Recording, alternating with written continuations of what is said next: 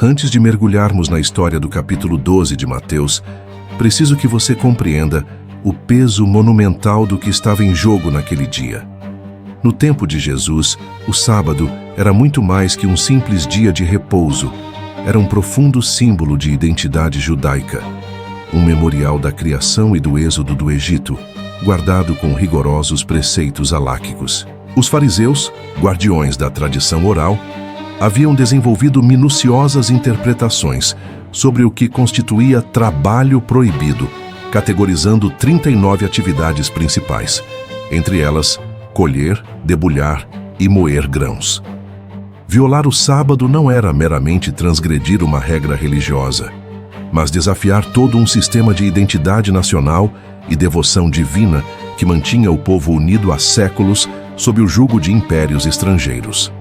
Esta tensão entre a lei escrita e a compaixão prática criava um campo minado teológico onde cada ação carregava significado cósmico.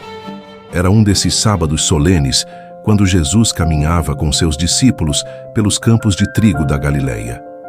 O sol mediterrâneo aquecia a terra palestina enquanto as espigas douradas balançavam suavemente ao vento. Mas havia algo mais urgente que a reverência ao dia sagrado: a fome.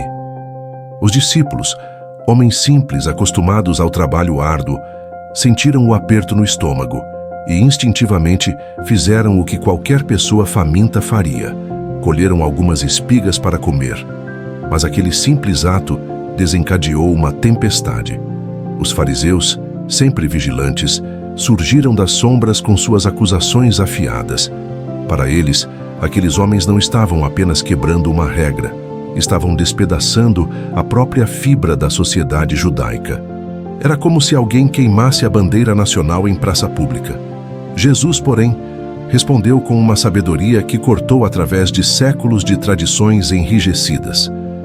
Ele lembrou aos acusadores da história de Davi, o rei amado por Deus, que também havia quebrado regulamentos sagrados quando comeu os pães da proposição no templo em tempo de necessidade. A mensagem era clara: a misericórdia de Deus transcende o legalismo humano. E então veio a declaração que mudaria tudo: o Filho do Homem é Senhor do sábado. Imagine o impacto dessas palavras. Jesus não estava apenas defendendo seus discípulos, estava proclamando autoridade sobre uma das instituições mais sagradas do judaísmo. Ele estava dizendo que tinha poder sobre os próprios sistemas que limitam e restringem a vida humana. A próxima cena se desenrolou na sinagoga local, onde as paredes de pedra calcária ecoavam com séculos de orações e ensinos. Ali estava um homem cuja mão direita havia se tornado mirrada. Talvez por uma paralisia, talvez por um acidente, talvez por uma doença degenerativa. Não importava a causa. O resultado era uma limitação devastadora numa sociedade onde o trabalho manual era essencial para a sobrevivência, em uma cultura que muitas vezes interpretava enfermidades como castigo divino. Os fariseus viram uma oportunidade perfeita para mais uma armadilha teológica. Com falsa preocupação pela lei, perguntaram se era lícito curar no sábado. Mas Jesus viu além da pergunta manipulativa. Viu um homem preso por limitações que não escolhera. Viu uma alma que ansiava por libertação. A resposta de Jesus foi brilhantemente prática. Ele pintou um cenário que todos podiam visualizar: uma ovelha valiosa caindo em uma cova profunda em dia de sábado. Qual proprietário responsável deixaria o animal sofrer apenas para manter a observância ritual? Se o bem-estar de um animal justifica a ação no sábado, quanto mais a restauração de um ser humano criado à imagem de Deus. E então, diante de uma sinagoga lotada, com os olhos de céticos e esperançosos fixos nele, Jesus pronunciou palavras que quebraram mais que regras religiosas. Quebraram correntes invisíveis. Estende a tua mão. O homem obedeceu e o milagre aconteceu. A mão mirrada foi completamente restaurada, forte e funcional como a outra. Mas o que Jesus demonstrou foi muito maior que um milagre físico. Ele mostrou que tem autoridade sobre toda limitação que nos aprisiona: física, emocional, social, espiritual. Jesus revelou que é Senhor não apenas do sábado, mas de todos os sistemas, tradições, circunstâncias e limitações que restringem nossa capacidade de viver plenamente. A reação dos fariseus foi reveladora. Em vez de se alegrarem pela restauração de um homem, ficaram furiosos porque suas regras haviam sido desafiadas. Começaram a conspirar contra Jesus. Escolheram proteger suas limitações em vez de celebrar a libertação. É um padrão que se repete através da história. Preferimos o familiar, mesmo quando nos limita, ao desconhecido que pode nos libertar. Jesus, percebendo a hostilidade crescente, se afastou. Mas as multidões o seguiram. Pessoas que reconheciam nele algo que suas almas clamavam há muito tempo. Alguém com autoridade real sobre as limitações da vida. E ele curava a todos, pedindo apenas discrição, cumprindo assim a profecia de Isaías sobre o servo escolhido, que não quebraria a cana rachada, nem apagaria o pavio que fumega. Essa profecia revela algo profundo sobre como Jesus lida com nossas limitações. Ele não destrói o que está danificado, mas o restaura. Para aqueles que se sentem como uma cana rachada, prestes a se quebrar, ou um pavio quase apagado sem luz própria, Jesus oferece não destruição, mas renovação.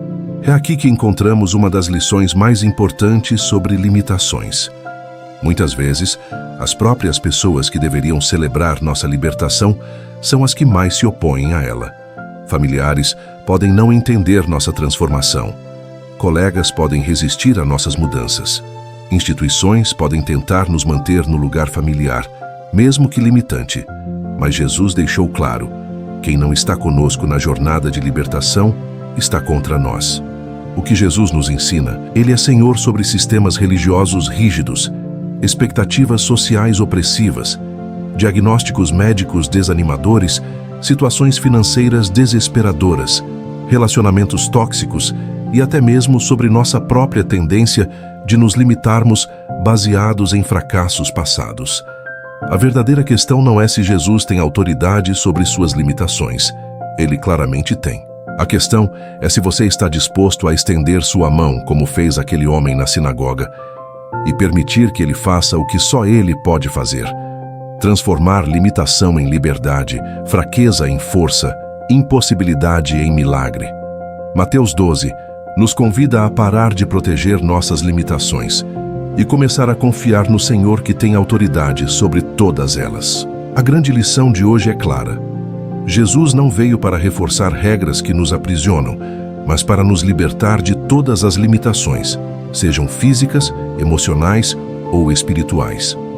Sua autoridade sobre o sábado, sobre as tradições vazias e até sobre as acusações dos religiosos, nos mostra que Ele é Senhor, até daquilo que parece impossível. Se esse conteúdo te fez respirar aliviado e enxergar novas possibilidades, deixa seu like e comente liberdade para espalhar essa mensagem. Não se esqueça de se inscrever e ativar o sininho para não perder os próximos vídeos que vão te ajudar a viver com propósito e sem amarras.